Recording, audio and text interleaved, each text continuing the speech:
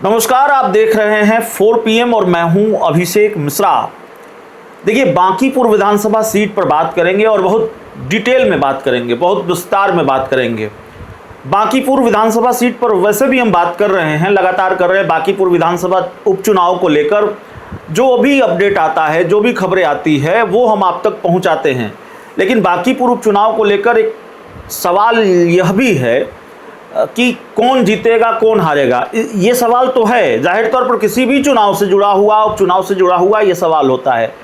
लेकिन इस सवाल से ज़्यादा महत्वपूर्ण सवाल ये है कि प्रशांत किशोर का क्या होगा, क्योंकि प्रशांत किशोर चुनाव जीते या हारे उस पर जनसुराज का भविष्य टिका हुआ है।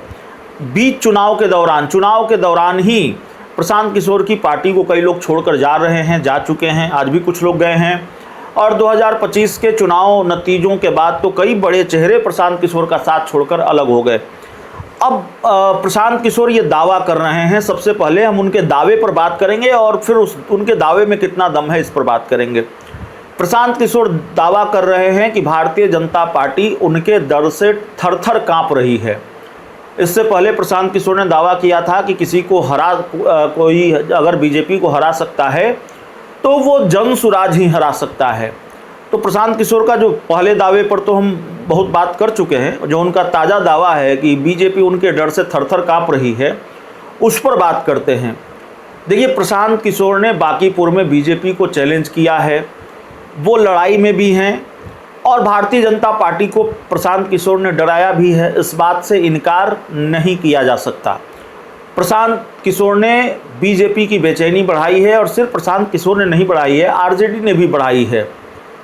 क्योंकि भारतीय जनता पार्टी को ये मालूम है कि 2025 के विधानसभा चुनाव में बांकीपुर सीट पर बीजेपी बहुत ज़्यादा मतों के अंतर से जीती थी, 92,000 वोट मिले थे।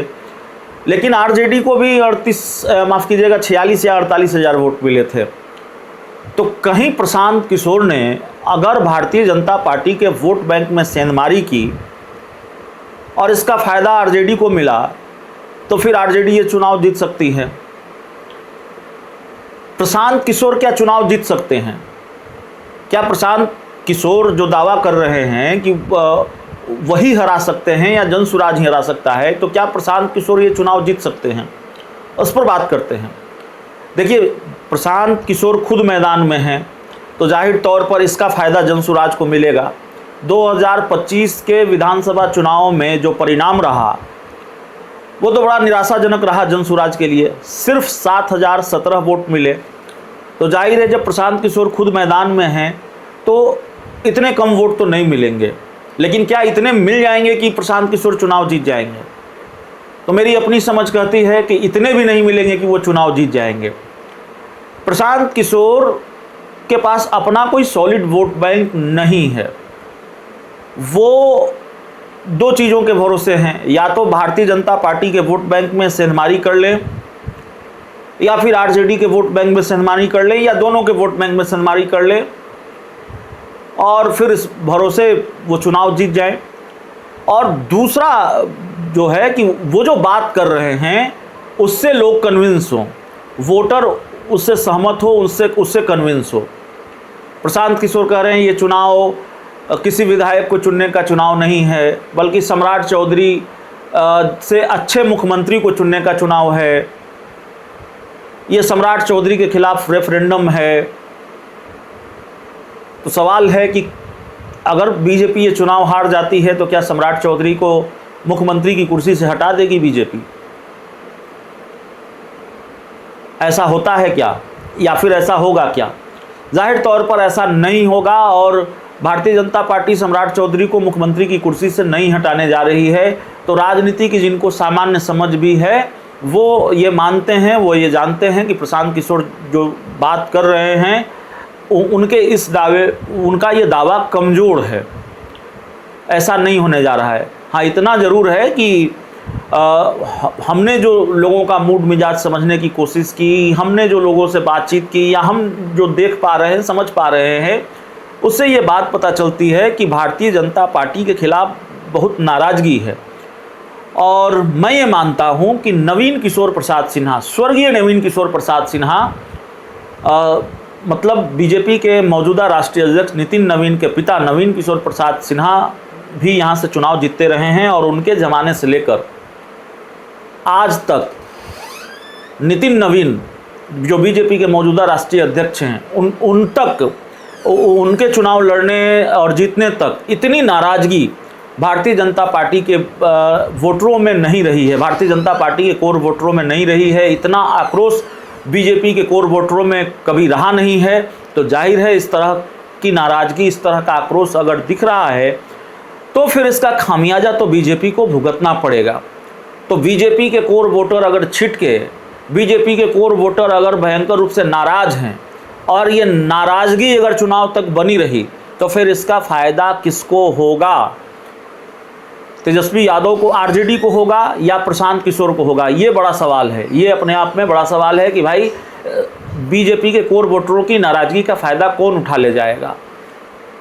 तेजस्वी यादव अभी तक चुनाव प्रचार में शामिल नहीं हुए हैं, अभी तक वो प्रचार उन्होंने नहीं किया है और आखिरी वक्त में तेजस्वी यादव ने अगर चुनाव प्रचार किया तो क्या आरजेडी के पक्ष में बाजी पलट सकती है? यह भी अपने आप में बड़ा सवाल है।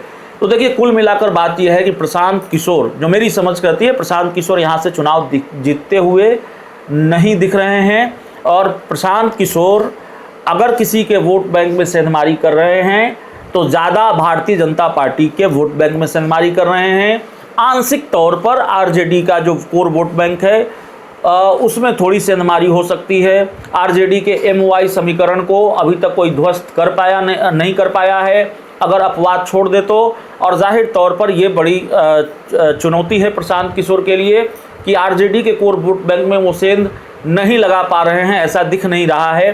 तो प्रशांत किशोर ने अगर बीजेपी के कोर वोट बैंक में सेंध लगाई तो इसका फ़ायदा आरजेडी उठा ले जाएगी। तो प्रशांत किशोर चुनाव जीतेंगे कि नहीं जीतेंगे, चुनाव जीतेंगे कि हारेंगे, या क्या होने जा रहा है बांकीपुर में, इस बात से जाहिर तौर पर आपको समझ में आ गई होगी। भारतीय जनता पार्टी की बेचैनी इसलिए बढ़ी हुई है, भारतीय जनता पार्टी बेचैन इसलिए है क्योंकि भारतीय जनता पार्टी की जीत हार सिर्फ जीत हार में नहीं छुपी हुई है।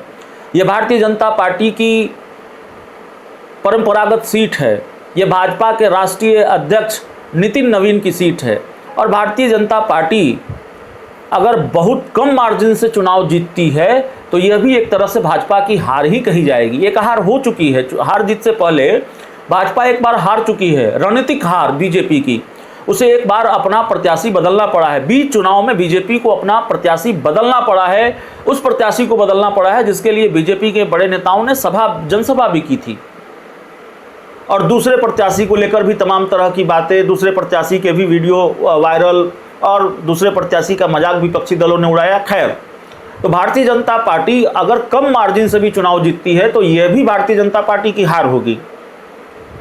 आरजेडी का वोट प्रतिशत या आरजेडी का वोट बढ़ता है या आरजेडी चुनाव जीत जाती है तब तो एक बड़ा बदलाव होगा। प्रशांत किशोर चुनाव जीत जाते हैं तब तो एक बड़ा बदलाव होगा और जाहिर तौर पर भारतीय जनता पार्टी की बड़ी किरकिरी होगी। लेकिन अगर प्रशांत किशोर 2025 के चुनाव के मुकाबले कुछ कई गुना ज़्यादा वोट ला पाते हैं, उस मुकाबले ठीक ठाक वोट ला पाते हैं, तो जाहिर तौर पर प्रशांत किशोर के लिए ये कहने को होगा कि भाई उन्होंने बीजेपी को कड़ी टक्कर दी। आरजेडी अपने वोटों में इजाफा कर पाती है तो यह भी एक आरजेडी की जीत होगी और बीजेपी की हार होगी। तो सवाल बीजेपी के लिए है, खोना बीजेपी को सबसे ज़्यादा, खोने के लिए बीजेपी के पास सबसे ज़्यादा है क्योंकि ये उसकी सीट है, ये उसका गढ़ है, उसकी परंपरागत सीट है। और बीजेपी के लिए दोनों ही मायनों में, अगर बीजेपी हार जाए तब भी उसकी हार है और कम मार्जिन से, बेहद कम मार्जिन से अगर बीजेपी जीते तब भी उसकी हार है। तो हार जीत का ये समीकरण, ये गणित हमने समझाने की कोशिश की है। प्रशांत किशोर के बारे में भी हमने बात की, आरजेडी के बारे में भी बात की। तेजस्वी यादव की लैंडिंग शायद 25 तारीख को होने वाली है, 25 तारीख से वो प्रचार करेंगे, 2-3 दिन वो अपने प्रत्याशी का प्रचार करेंगे और इस प्रचार से फिर आरजेडी के उम्मीदवार रेखा गुप्ता को कितना फ़ायदा मिलेगा, क्या आरजेडी के पक्ष में बाजी पलट पाएंगे तेजस्वी यादव, यह भी बड़ा सवाल है। बहुत बहुत धन्यवाद।